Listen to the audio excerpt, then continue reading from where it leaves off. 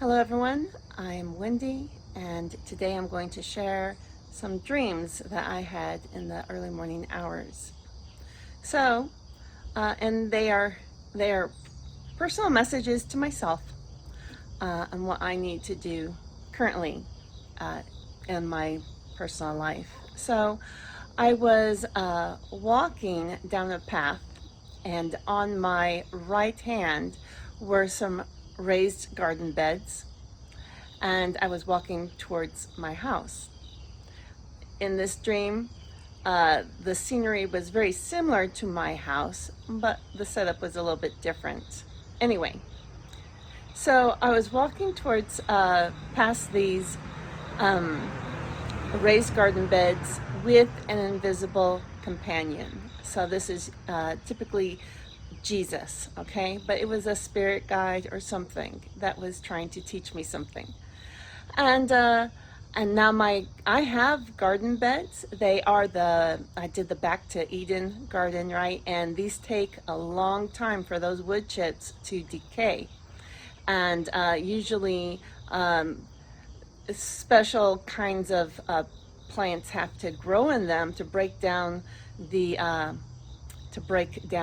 dirt. Okay, so I've had this for several years and I haven't done anything with them, and weeds just grow up in them. All right, and I've been wanting to plant in them because it's time to start planting. It's been a few years now.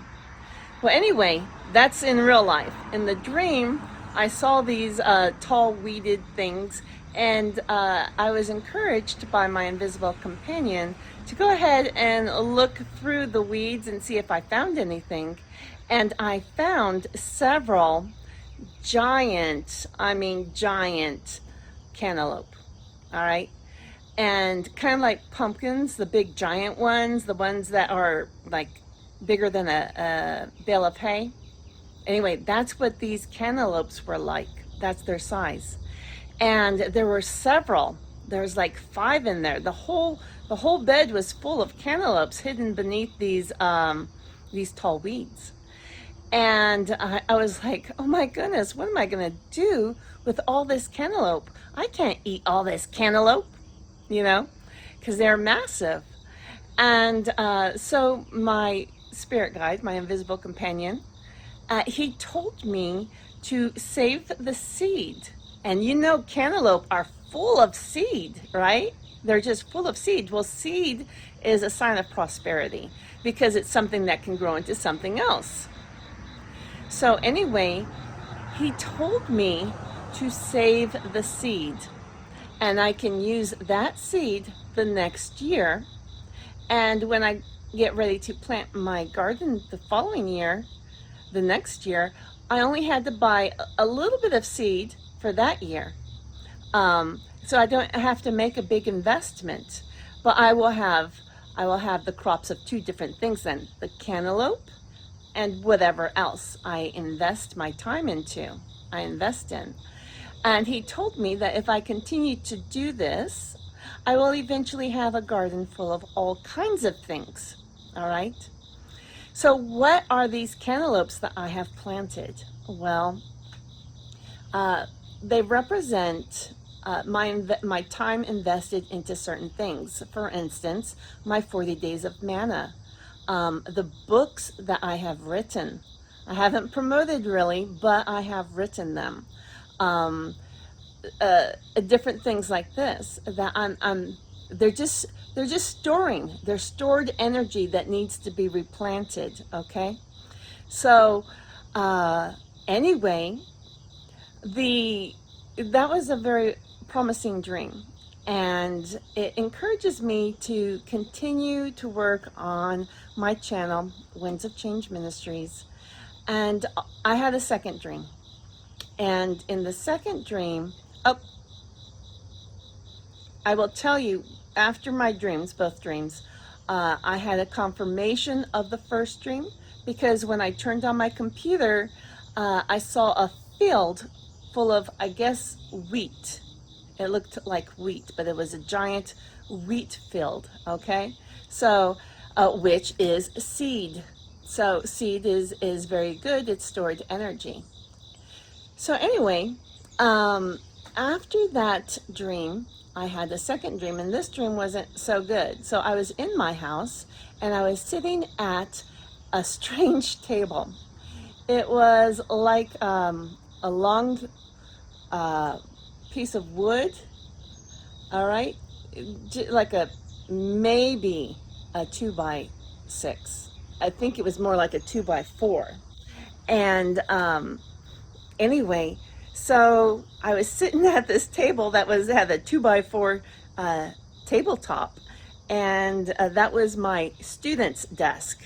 All right, so it was long but very narrow, and I was sitting there by myself. And this represents kind of like the Last Supper or the Marriage Supper of the Lamb or whatever. But I was by myself, and I was at a very narrow banquet table. Now, to my side, there was another table, and at this table there was and I was using my cell phone at this banquet table. At the other banquet table was a notebook computer that was open, and there was someone who kind of resembled Jesus, kind of, okay? It wasn't Jesus, but it kind of resembled him, and he had a big flowing golden hair, all right? It was big and kind of poofy, kind of like a lion's mane.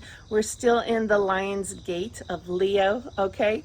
So, anyway, and he was sitting in the middle of this banquet table, again, kind of like Jesus at the Last Supper or something, but his table was narrow also, and and and he was working off of his face was on a notebook computer, and he was a teacher, okay, and if we put our two banquet planks together, it would have been more like a real table versus, just pieces of wood.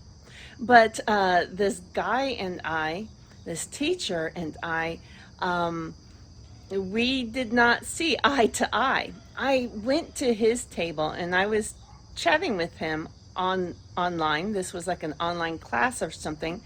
And this teacher figure, he was kind of disrespectful to me. I don't remember what he said. It was just, he was kind of arrogant. He did not show any respect of me or whatever. And so I had felt like I had to defend himself. He made me feel like I was worthless, and I defended myself and I said, "Hey, I've written 5 books.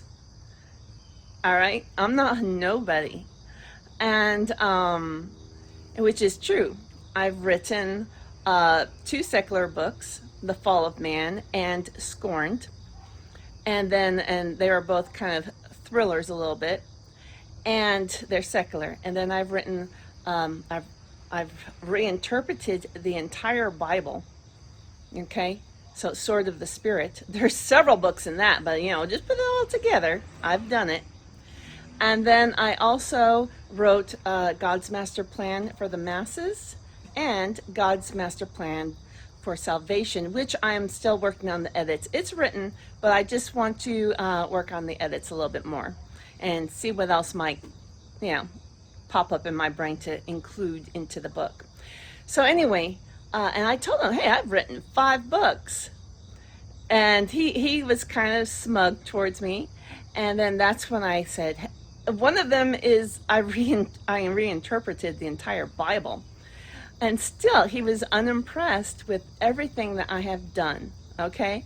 So I decided, phooey on you, and I closed that notebook computer. All right? And that was my second dream. And this actually does, this symbolizes something in my personal life. I am currently going through a timeout period with someone who I respect, and someone who, if he and I could ever put our planks together, it would be like a banquet table, okay? But right now, those planks are they're just pieces of the board, okay? They're just planks of the table. They're not joined. So Anyway, if he and I could ever get things figured out, uh, then we can maybe get this show on the road. But so we're currently in a timeout. I closed that notebook, and we're in a timeout. We'll see where it goes after this timeout period. But God confirmed this dream because, again, after I saw the field on my computer screen, that a randomly generated image, I'm sitting here looking at it, and suddenly the randomly generated image changed. Now that doesn't happen. Usually something like that the new image would be generated when you restart your computer or something like that. But no, it literally changed in front of me, and the I saw a mountain, a very sorry, a cat came up and scared me.